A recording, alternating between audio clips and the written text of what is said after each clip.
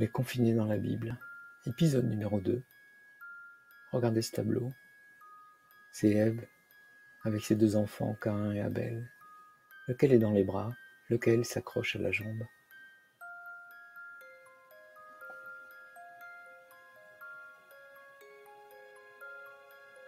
La plupart des gens ne connaissent pas Abel ou Caïn séparément, mais beaucoup connaissent l'expression Caïn et Abel.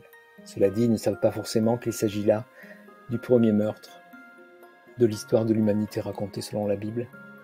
On va lire l'histoire, mais avant, on va bien préciser le sens des noms des personnages, car c'est important dans la Bible. Abel vient d'un mot hébreu qui signifie fumer, et effectivement, il va disparaître en fumée. Et Caïn pourrait venir d'une racine qui signifie acquérir ou posséder, et c'est bien ça son problème, vouloir acquérir la bienveillance du divin et se mettre en colère parce qu'il ne l'obtient pas. Abel était éleveur, donc nomade. Caïn est un agriculteur. Cette histoire, évidemment, raconte un ancestral conflit entre les deux modes de vie. À la fin, Caïn sera condamné à l'errance et devra donc connaître la condition de son frère Abel, qu'il a tué. Abel disparu, il ne reste plus que Caïn, qui devient le symbole de l'humanité après Adam et Ève. C'est lui dont on dira qu'il fonde la ville, la nôtre aussi. Jusqu'à quand cette malédiction de l'errance va-t-elle continuer ?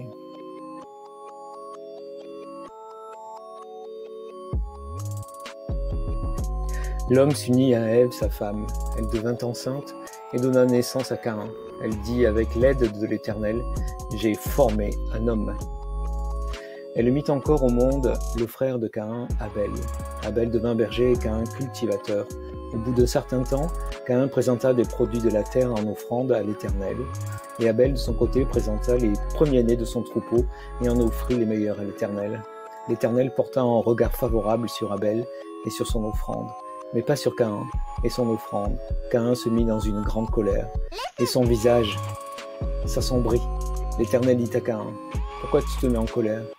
Et pourquoi ton visage est-il sombre ?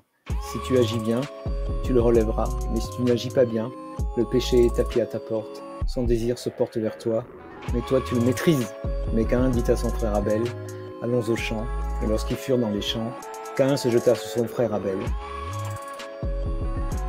et le tua. Alors l'Éternel demanda à Caïn, « Où est ton frère Abel ?» ?»« Je n'en sais rien, répondit-il. Suis-je le gardien de mon frère ? » Et Dieu lui dit, « Qu'as-tu fait ? J'entends le sang de ton frère crier vengeance depuis la terre jusqu'à moi.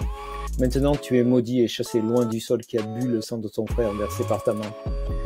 Lorsque tu cultiveras le sol, il te refusera désormais ses produits. Tu seras errant et fugitif sur la terre. Caïn dit à l'Éternel, « Mon châtiment est trop lourd à porter. Mais voici que tu me chasses aujourd'hui loin du sol fertile, et je devrais me cacher devant toi, je serai errant et fugitif sur la terre, et si quelqu'un me trouve, il me tuera. » L'Éternel lui dit, « Eh bien, si on tue Caïn, Caïn sera vengé 7 fois. » Et l'Éternel marqua Caïn d'un signe pour qu'il ne soit pas tué, par qui le rencontrerait. Caïn partit loin de l'Éternel, il alla séjourner au pays de Nod. Caïn devint le symbole de l'humain qui erre inlassablement parce qu'il est coupable. C'est ce que la Bible appelle le péché, qui ne désigne pas les fautes ou les erreurs individuelles, mais plutôt la condition humaine.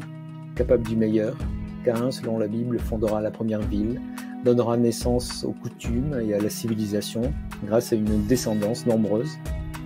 Et aussi du pire, car la jalousie, la convoitise peut pousser à tuer ou à laisser tuer. La bonne nouvelle exprimée par Jésus et proclamée par ses disciples par la suite affirme néanmoins que le péché peut être pardonné.